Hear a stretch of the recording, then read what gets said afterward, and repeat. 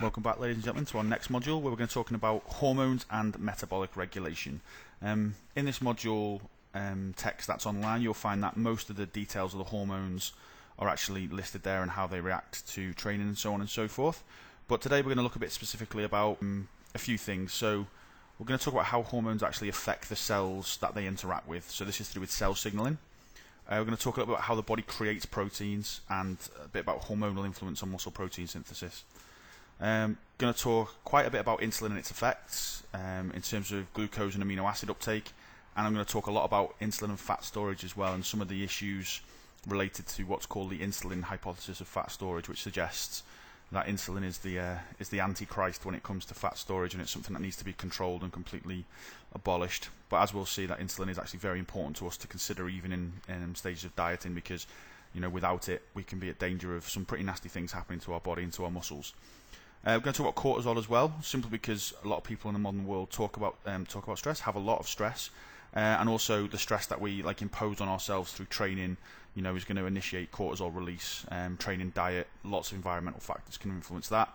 So we're going to talk about its catabolic effects and its influence on some of the other endocrine hormones as well, and some of the sort of feedback mechanisms that are in play there. And then finally, going to just give a brief look at leptin. Leptin is a relatively modern hormone in the sense that obviously it's been around as long as we have. But in terms of its discovery and its action, it's becoming more and more important in obesity research for a number of different reasons, and we'll talk about that as well. So let's start with some deep science and start talking about cell signaling, okay? So in order for a hormone to elicit effects, it has to bind to various cellular receptors, and these cellular receptors will bind specifically with mostly one hormone, but sometimes a number of hormones, and these will elicit a specific response, okay? So it's what we're talking about with cell signaling here from an external perspective is we're talking about our endocrine hormones, all right? And the action they have on the cell will obviously reflect their function. So one thing that's really important to consider here is that the receptor effectiveness can be influenced by lifestyle. So a key example of that would be people who've got insulin resistance, so type 2 diabetes. So they've had a lot of carbohydrate in the diet. They've not even carbohydrate, but a lot of calories in the diet. They've become obese, and obesity can affect your insulin sensitivity. So your body becomes resistant to insulin as well. So a lifestyle factors can actually influence how our body responds to hormones, and that's true of a lot of things as well. So another example would be testosterone. Being an overweight person can actually fat tissue has these sort of enzymes called aromatases, and aromatases actually convert testosterone into estrogen, which is obviously something as males we don't particularly want, or females for that matter, really.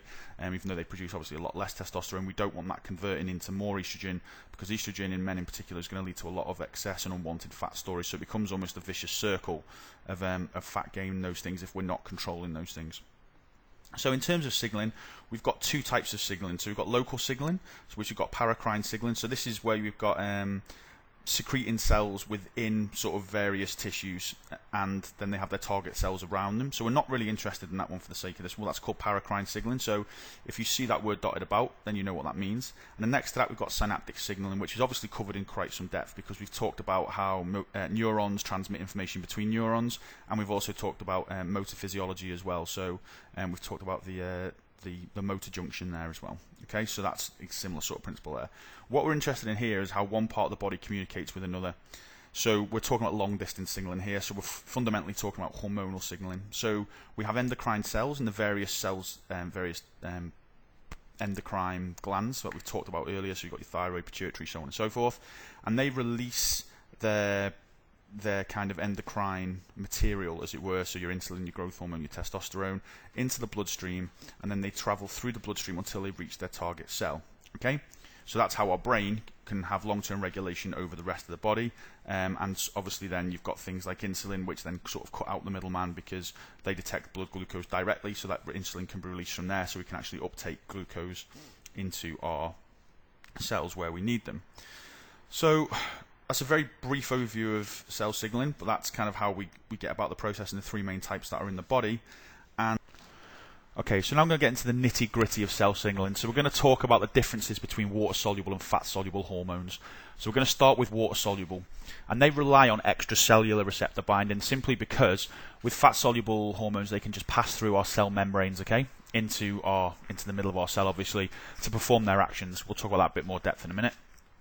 However, water-soluble ones, they can't pass through our cell membranes because they are quite fat dominant. So yeah, they don't pass through very easily because fat repels water quite effectively. So our cell membranes are usually made of phospholipids, so a combination of phosphates and lipids as well. So yeah, that's another role that fats play in the body, is in cell membranes.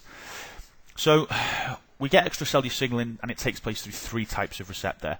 So we have G protein coupled receptors, we have tyrosine kinase receptors, and we have ion channel receptors as well. We'll start from the bottom up because that's the simplest one. So ion channel receptors are basically what we would find typically. So when we're looking at sodium traveling into the cell for muscle contraction and for nerve cell signal transmission. So we have some signaling molecule, which is also known as a ligand, which could be a neurotransmitter in the case of, we're talking about cell signal transmission. Nerve signal transmission. That's going to bind to these gates, and these are called ligand-gated ion channel receptors. And when they're binded, they open, and like you can see there in point 2, this then allows those ions or whatever they are to enter the cell, and then that creates some kind of a cellular response. When the ligand or signaling molecule is used up, it then dissipates off, the gate is closed, and we're done. Okay. So we'll move up one now. So this is probably the most complex of the three. So we have these tyrosine kinase receptors. So again, we have in the first graph, we have our signaling molecule, and that binds to a site. Okay, and these are called a ligand binding site. And then we have our tyrosine groups that are attached to these receptor tyrosine kinase proteins. So what we're looking to actually do to elicit some form of reaction here is almost close those two receptor tyrosine kinase proteins together. And that'll only happen when there's two ligand molecules in place. So in the second image there, along, you can see they bind to that and they close together.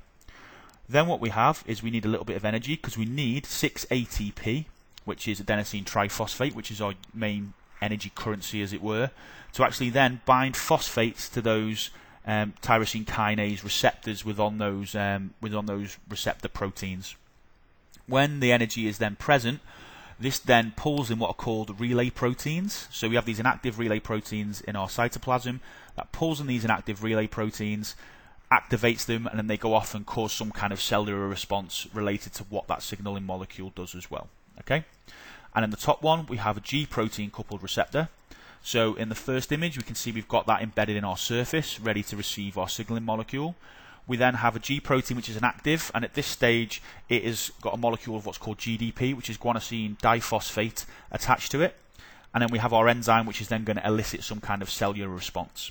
So in the second image we then have our signaling molecule bind to that. We then also need some GTP, which is guanosine triphosphate, so to then activate the G protein to then bind to that activated to the receptor, to the G protein coupled receptor, to activate it. We then get GDP back as a product from that, so that's almost a cellular level of a different form of ATP that works very specifically for protein synthesis, and also it works in processes for gluconeogenesis, which is the production of glucose from non-glucose molecules. Okay, then if we look what happens after point 2, the G protein then translates across the cell membrane surface to bind with an enzyme that's then activated. You get a cellular response because it then donates its phosphate to then release the GDP. So we've then got energy for those reactions as well. So this may seem a bit of an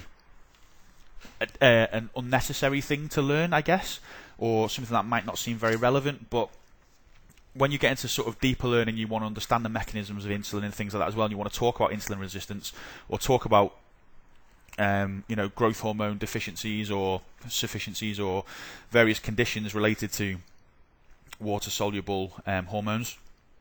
These things become very useful tools. An example of that very recently was some gentleman who was a very keen advocate of low-carb diets, was talking about how basically you could have as much fat as you wanted and you couldn't get fat, because as long as insulin was low, fat couldn't be stored in cells.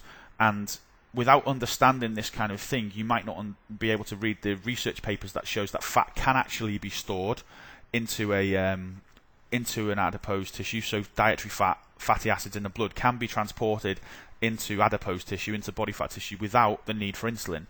And it's not that you necessarily need to know this stuff to know that, but if you're trying to do your own research, or you're trying to get to the bottom of these mechanisms, so that, you know, if you're trying to talk about these things or write an article, like a lot of trainers now or coaches have blogs, which does a lot of work for promoting yourself, not just as a trainer, but also on the academic perspective. And a lot of clients now seem to want that. They seem to want to know that their trainer knows what they're talking about. And, you know, obviously we're in a results-driven business, but ultimately you still having this base of knowledge is going to be, you know, create an opportunity for you to market yourself both through written content, and both, you know, and to understand some of that written content, you might need to know what these terms are, and also to market yourself to the clients directly by being able to explain to them from a more scientific perspective why certain things they hold to be true aren't necessarily that way as well. Okay, so now we're going to move on to DNA and the creation of proteins. So we talked about water-soluble hormones. We're going to move on to fat-soluble hormones now, and these bind to intracellular receptors. So when we're talking about this one, we're fundamentally talking about, for the creation of proteins, we're talking about testosterone, okay? So if we look at the image on our left, we can see that our hormone testosterone can pass from our extracellular fluid through our fatty-based plasma membrane without much effort, and then it binds to a thing called a hormone receptor complex. Now it needs to do this because then it needs to be translocated inside of our nucleus. So a nucleus contains all our genetic material, so that's our DNA, which is our deoxyribonucleic acid.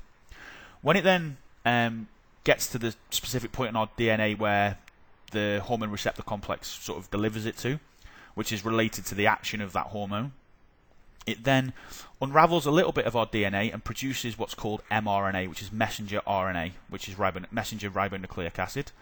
And then this is then translated outside the cytoplasm, and then this is used to create our new protein. So that's a very brief overview of it. Now we're going to move on to how it actually does this at a sort of slightly more detailed level.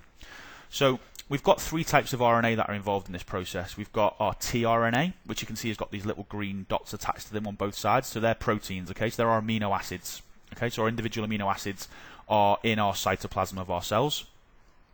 And then we have our mRNA, as we explained, as messenger ribonucleic acid. And then we have what's called rRNA as well. Now you can't see that on there because that stands for ribosomal nucleic acid, which is our ribosome, okay? So our ribosome is a molecular machine, and that basically joins the two components of our mRNA to our tRNA, and then removes the proteins with which to create, amino acids to chain them together to make proteins. So bearing in mind, all proteins are just chains of amino acids, and this is how it does it. So the whole reason this works is our mRNA has got a specific code. So if we look along the bottom of our mRNA there, you can see a series of letters. So you've got GGG, UUUU, CG, GUC, okay, and they stand for the base groups that are present in mRNA. So your U is uracil, your A is adenine, your G is guanine, and your C is cytosine, okay, and they will only ever bind with the opposite. Okay, so A will only ever bind with U, and G will only ever bind with C. And then simply by having this mRNA, we can then attach our tRNA to it, and then what we'll find is then we've got a sequence of amino acids in the right order because they only ever bind in that way. So we've then got our tRNA bind to our mRNA, but our proteins are still attached to the tRNA, so that's where our ribosome comes in. So our ribosome will start on the far left-hand side of our mRNA, and it moves along. And as it moves along, it takes an amino acid, adds it to a protein chain, and then spits out the tRNA out the other side. So we can see that there.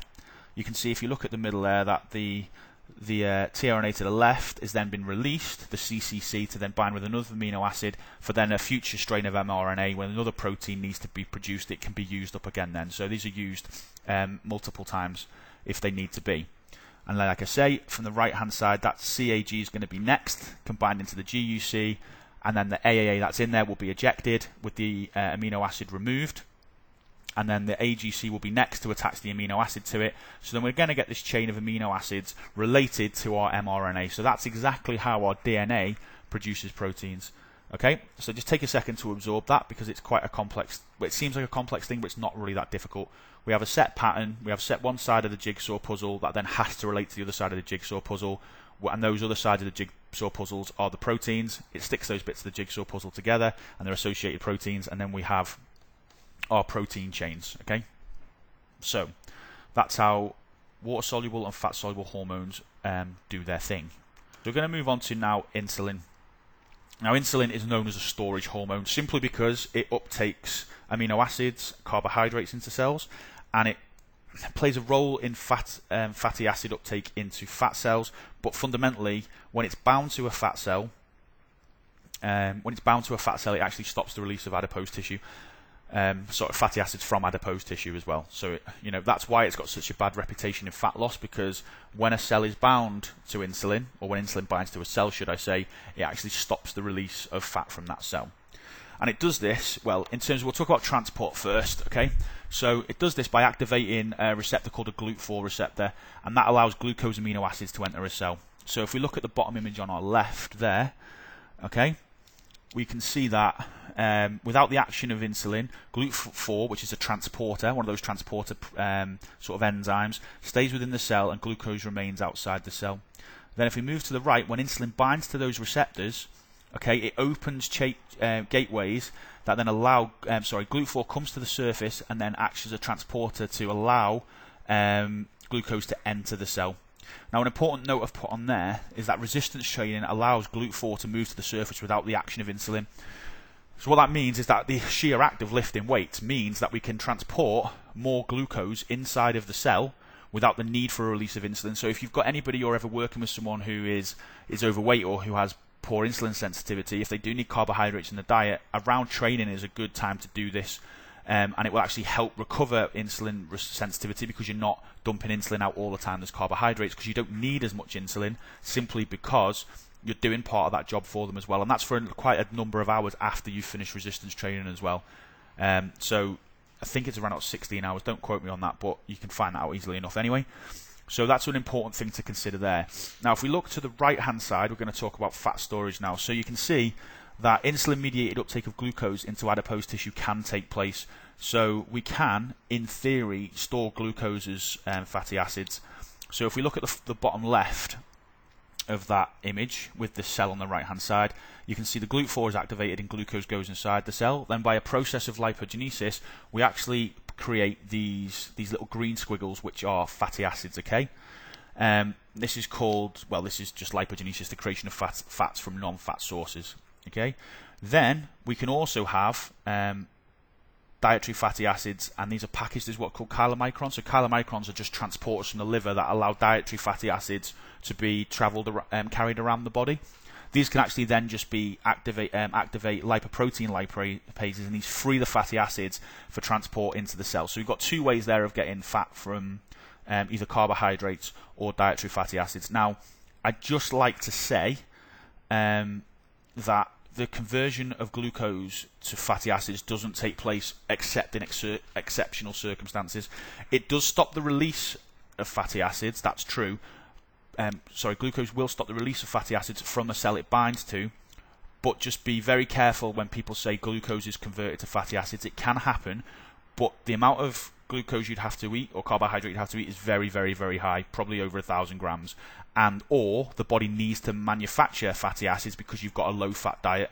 So if you've got a low-fat diet and a moderate carbohydrate diet, and your body needs fats, because like we've said, fats are essential for some structural functions like phospholipids in cell membranes and so on and so forth, your body's going to need to create those fats. So it's only under sort of really extreme circumstances that carbohydrates can be converted to fat. So it can happen, but when people say carbohydrates or glucose is turned to fat, it's a bit misleading a term, because actually its main fat storage effects are to stop the release of fat from adipose as opposed to the generation of fatty acids from carbohydrate. Okay, so then once the fatty acids are inside the cell, there's a process called esterification, which is where they're then added to a glycerol backbone to create our triacylglycerols, okay, or triglycerides. They're two different names for the same thing, which is then our storage form of fat. And then under the influence of growth hormone, cortisol, epinephrine, all these other hormones, we then get lipolysis. So then we get what's called a non-esterified fatty acid, and then we get glycerol, and those can be used for oxidized for energy. So I think this is an important point to consider now, the bottom one of the three lists there is, under normal circumstances, carbohydrates will not be stored as fat, but a cellular level reduces lipolysis. So when people say low insulin is going to stop fat burning, that is true, but also having insulin present, as long as it's not too high, isn't going to stop your body losing fat from at least some of the cells. Think of it this way. When you have a meal of carbohydrate, it's going to raise your blood glucose. there's only a certain amount of insulin that is released to that. Now, insulin can only bind to so many cells. You haven't got so much insulin that all your muscle cells are going to have bound with insulin, all your liver cells are going to have bound with insulin, and all your fat cells have bound with insulin, unless you have an exceptional amount of carbohydrates, okay? So I'm not saying that the idea of blood glucose control isn't important. I'm just saying that when people say when insulin is present, that fat burning stops completely. That is only true at a cellular level. And the reality is, we talk about these survival mechanisms. If your body's depleted after exercise, your cells that have been trained or exercised are going to be more sensitive to insulin binding by the nature of, because those cells need the amino acids, and those cells need your glucose to restock glycogen if they've been used up. So preferentially, those cells are going to actually use the insulin. So the chances are, if you're not getting excessive amounts of insulin, so you can just have your lower GI carbohydrate meals and spaced apart, not having big insulin loads except maybe around your training when your insulin sensitivity is improved, you're probably realistically not going to inhibit your fat burning that much, but you are going to get the benefits of the fact that insulin at a cellular level, when it binds to muscle cells in particular, you're going to get amino acid uptake, which is going to help either build muscle when you're not dieting, or if you are dieting, it's going to actually help preserve muscle tissue and restock that as well, because insulin will stop muscle protein breakdown. So again, we'll talk about that later on. But insulin stops muscle protein breakdown. It's going to help preserve muscle tissue because you can transport amino acids inside. And then you're also going to help that recovery process because you're going to have glycogen, so you can actually maintain strength and performance as well. So one of the reasons why a lot of bodybuilders, even when they're getting towards the end of their dieting, when their calories will become low, which means that either their fats or the carbohydrates have got to go low to continue to create incremental fat loss, some people will still have some form of carbohydrates before they train or after they train, simply because, well, particularly before, simply because that will raise insulin. Those insulins will then bind to muscle cells that are being used, and then will actually stop muscle protein breakdown in its track as well. So I do think insulin does get a bad reputation, and related to what that guy said earlier, even if you had a low carbohydrate diet, if you have too many dietary fatty acids or too much dietary fat, even if your body is releasing fatty acids because insulin is low, you're almost like flooding it in the other side with too much dietary fat as well. So yes, your body might be releasing fatty acids from stored body fat continually, but also you're just packing it in the other side faster than it can be released, because there's a limit to how quickly your body can release fat as well, and that's an energy demanding process within itself and actually requires some glucose for that to be carried out. So that's why blood glucose needs to be maintained. Anyone who suffers with low blood glucose, it's actually a particularly bad situation to be in. That's why your body, even if you have a low carb diet, goes to such efforts to perform gluconeogenesis, to provide glucose from non-glucose sources like proteins and the glycerol backbone of fatty acids as well. It's only when that body gets to that driven state it goes into ketosis as well. Okay, so one of your assignments will be to look at ketosis, so I'm not going to go too much into that because I want you to go and have a look at that yourselves.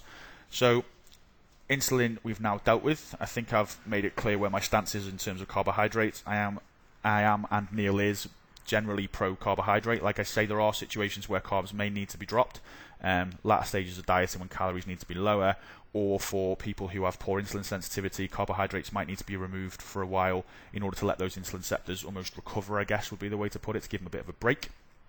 So that's that dealt with, and we'll move on to one of my next favourite and I guess double-edged hormones, which cortisol. Okay. So cortisol is what is commonly known as a stress hormone, and it can be released through environmental, physical, or emotional stress as well. We can do things to control our environmental stress, well, to an extent. If we live in a particularly polluted area and things like that as well, that can cause stress on the body.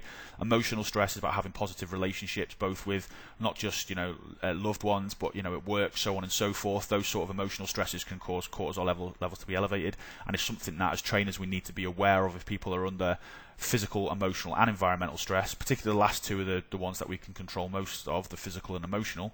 If we're overloading people with diets and overtraining them and stuff, we can have issues. And then from the physical aspect, we've got training is obviously one that can cause physical stress, and yes, we want some physical stress on the body. We want some cortisol, because cortisol in that gauge is going to actually help remove some of those broken down proteins, so we can actually start the remodeling process.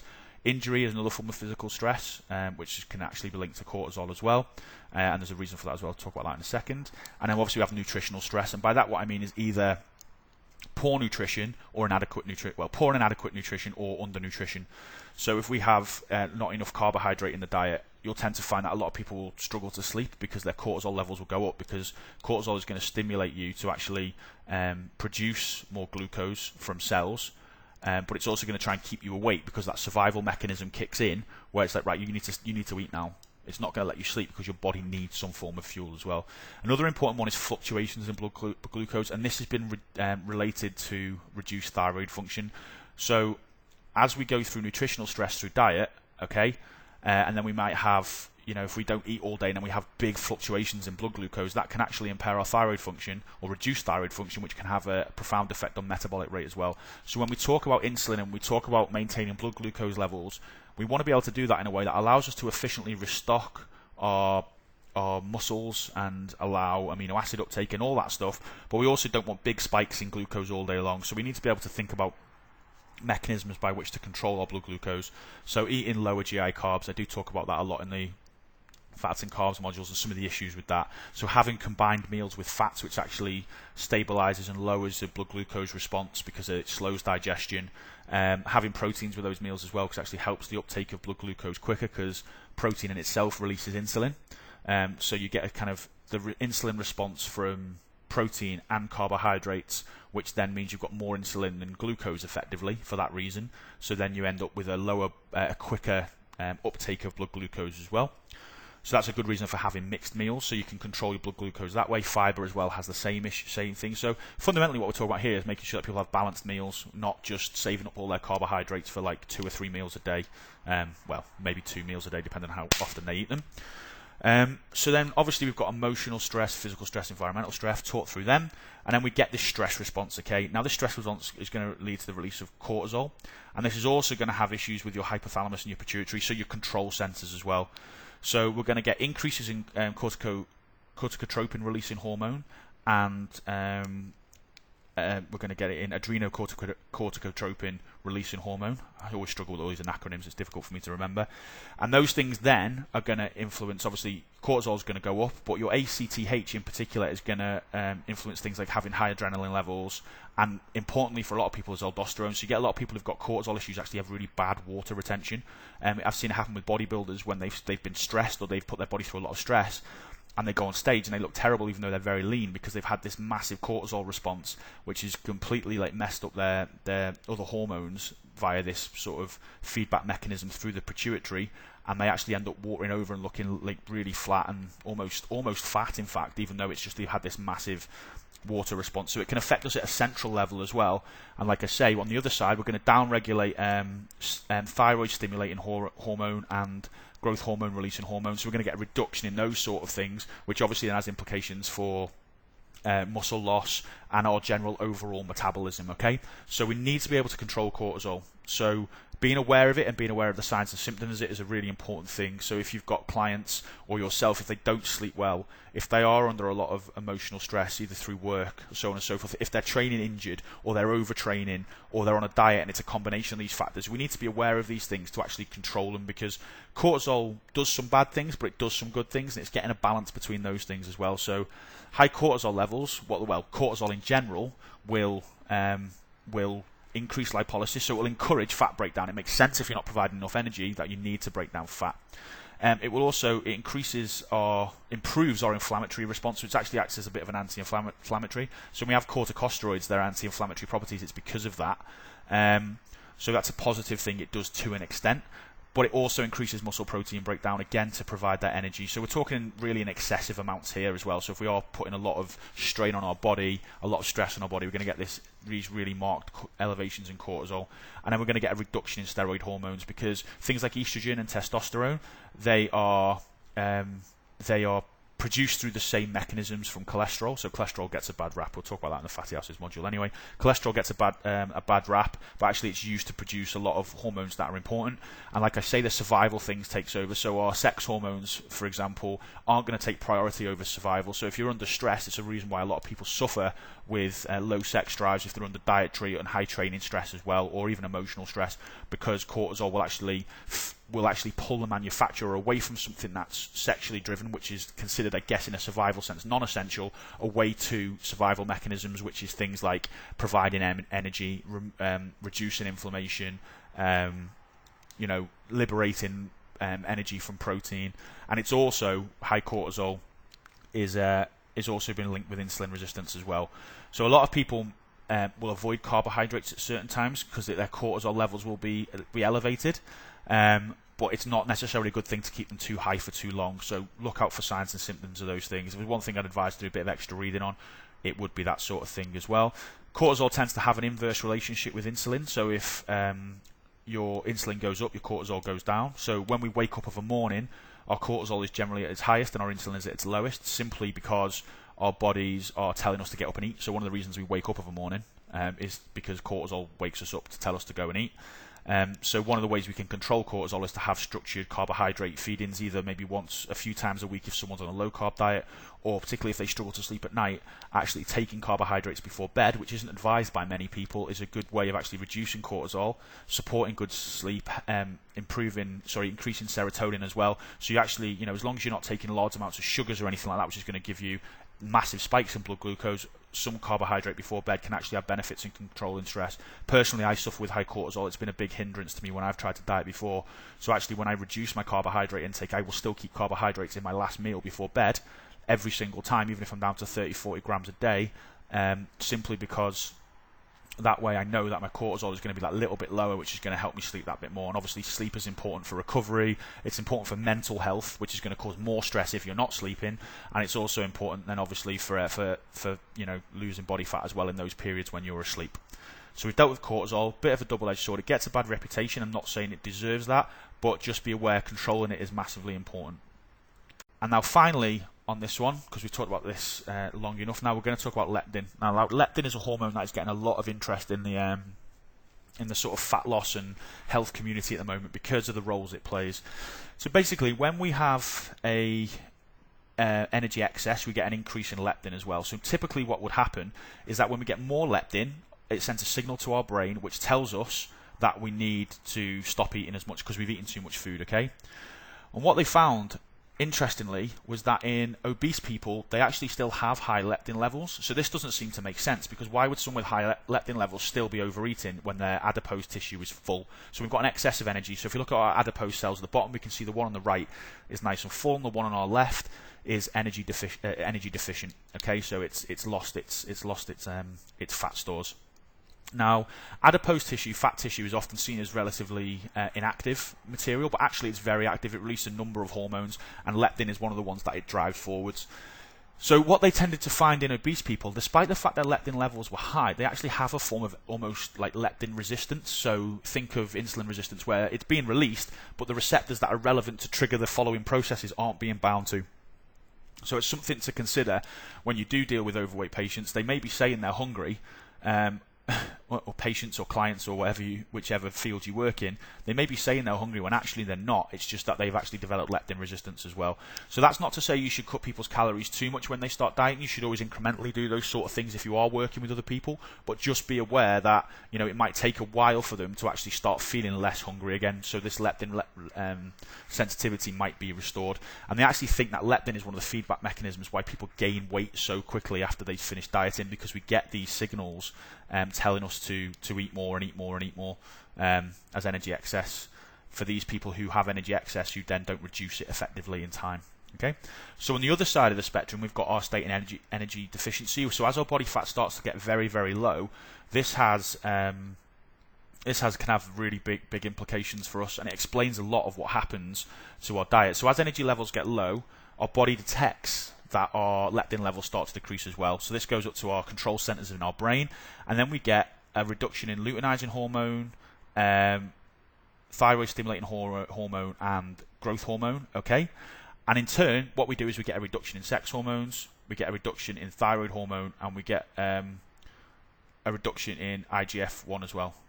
Okay, so those influence those sort of pathways there, and obviously then if we're influencing our thyroid hormone, fundamentally we are slowing metabolism down. Okay, so that's how our body, when our energy levels start to get lower, we start to then actually reduce our basal metabolic rate despite the fact that we may even have the same amount of muscle tissue. So a recent study I was looking at found that for every kilogram we lost, we lose about 30 calories off our sort of basic energy requirements in a day. Okay, so that's how it has that feedback mechanism there to take care of that. So control of leptin is something that is relatively under-researched. This is one of the reasons, apart from restocking glycogen, when people have been dieting for a period of time, people tend to have higher carbohydrate days. So one, to restore glycogen, two, to remove the stress of dieting, so from a psychological perspective and actually physiologically by having carbohydrates to reduce cortisol. But also there's a theory that it actually may help in a short term by having periods of energy surplus, that it may actually help to an extent restore leptin. So it's not going to prevent these things being affected, but it's going to maybe delay the onset or allow just that little bit more progress without the big hits as well.